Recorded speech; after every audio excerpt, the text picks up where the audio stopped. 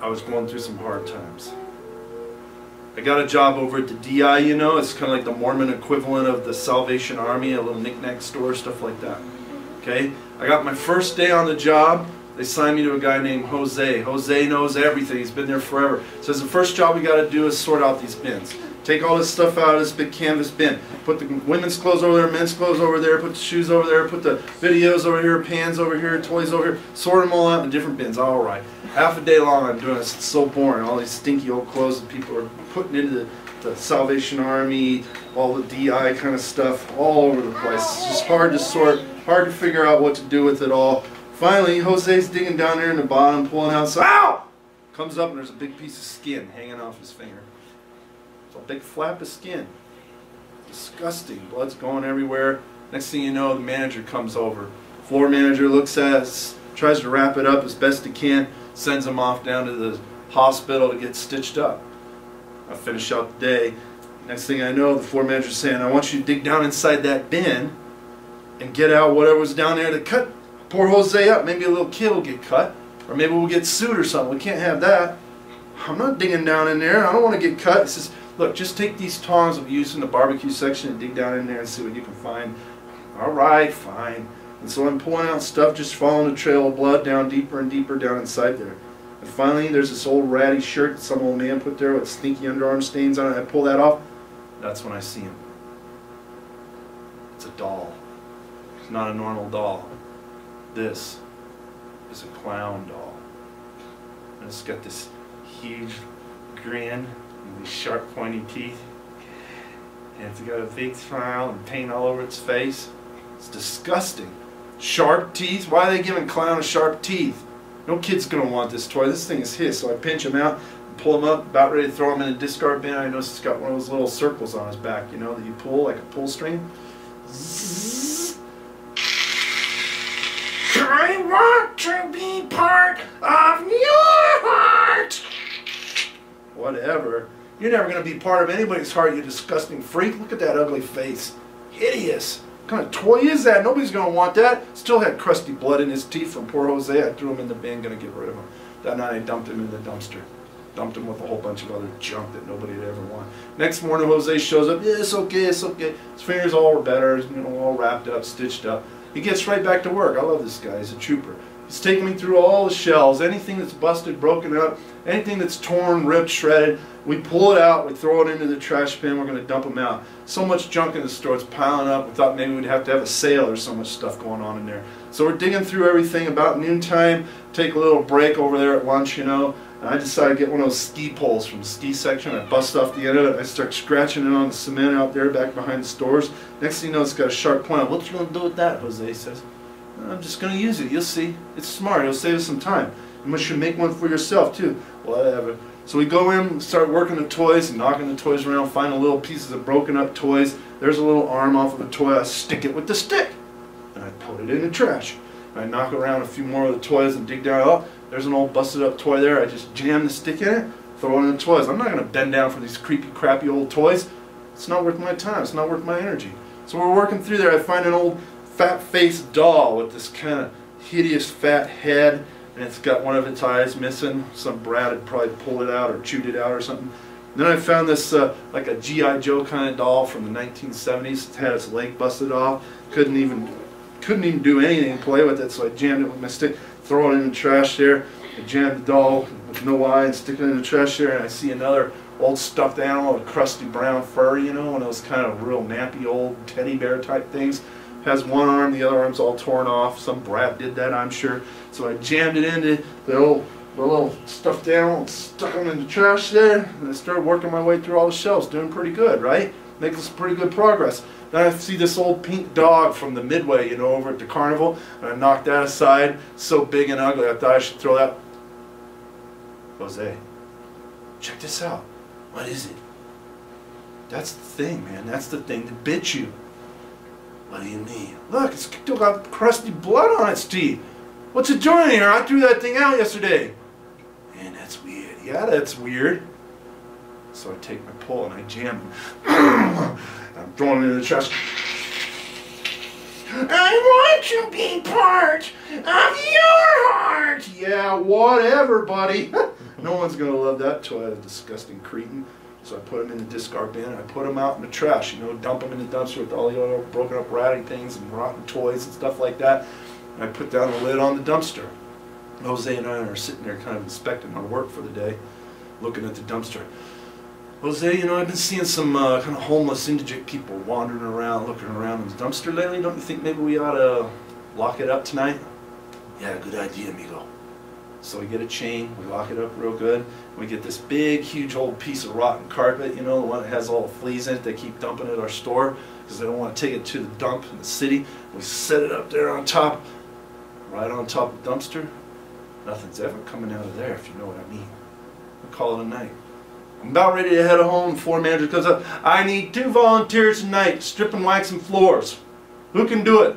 So I'll do it, but I ain't staying here alone. This place is kind of creepy at night. Jose says, I'll stay with him. I could use the extra hours. I could use them. So I get to work. It's one of those machines, you know. Squirt out chemicals. Pretty soon the lights are going out. It's pretty dark in there. Everybody's leaving. All right, see you tomorrow. It's real dark now. The sun's starting to set. It's around midnight. I got my headphones on, listening to my music. Going over the checker floor. Kind of getting to a hypnotized feeling there, you know. Next thing I know, someone's tapping me on the arm. Whoa! What? Jose, don't do that, man. It's late at night. You're scaring me, buddy. What is it? His face is totally pale white. You gotta see this, man. See what? Takes me up to the front of the store where they have the big glass cases, you know, the fancy stuff goes, the stuff that's kind of collectible, expensive things. Guess what's sitting there on the bottom shelf?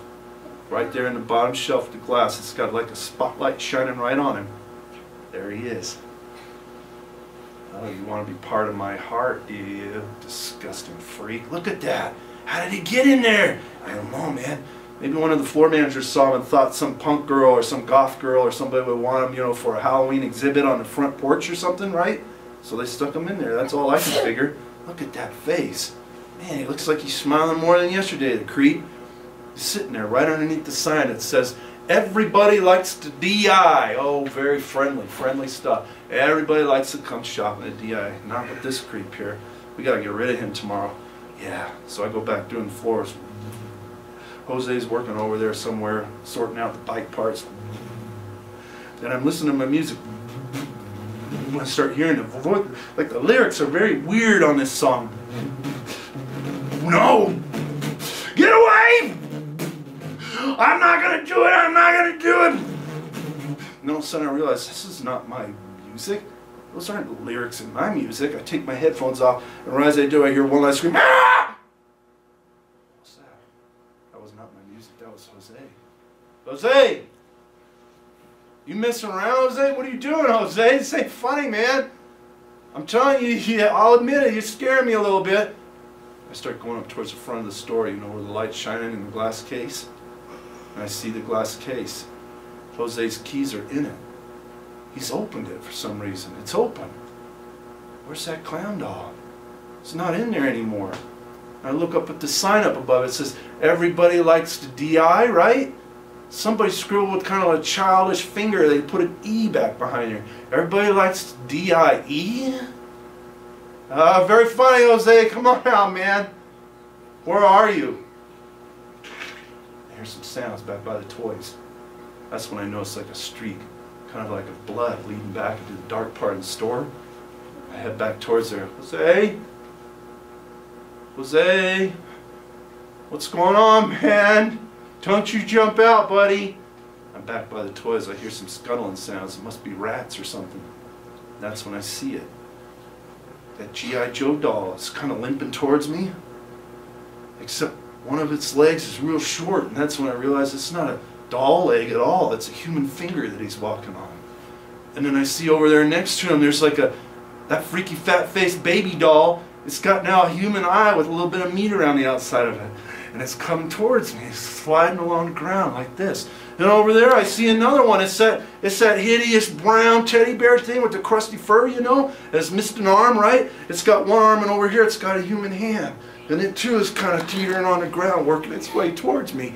And I see all three of them, and I get that floor waxer, and I get between us to kind of hold them at bay. And I'm like, get back! Don't you come towards me. It's dark. I can barely see them, but I'm sure that's what I saw. And they're coming towards me. And then I see him sitting up on top of the toy shelf. Except now he's fat as a tick. He's got all sorts of stuff coming out of his mouth. He's staring right at me with that big smile. I want to be part of your heart.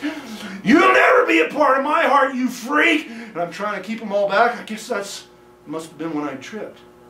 I fell backwards on the checkered floor. Boom. Everything went black. I was out, I guess all night long. In the morning, somebody slaps me awake. Oh man, you're in trouble now. What's happened? Your machine, the floor waxer machine, it went all over the store, bashing up all the glass things, display cases, bashing up all the TVs, breaking up the furniture and stuff. I was in big trouble now. I was fired instantly. Thank goodness they didn't make me want to pay for it all. And so ever since then I've been on the run. They say that Jose's never come back. What happened to him? How did the floors get cleaned up? Maybe it was my machine cleaned it all up. Or maybe the toys cleaned it up. That's all I can figure. And so to this day, I've been wandering. And every now and then I hear him. I hear him. Right now I think I hear him. I want to be part of your heart. Yeah. I want to be part of your heart. I know. I love you, man. You can be part of my heart now. Please. I want to be part of your heart. Oh, I want to be part of your heart. Oh, I want to be part of your heart. Oh, I want to be part. What is that?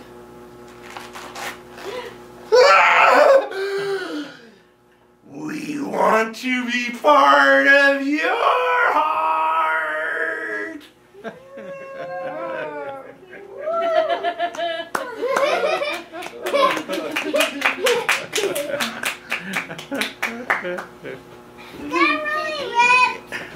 Yes, it's really good.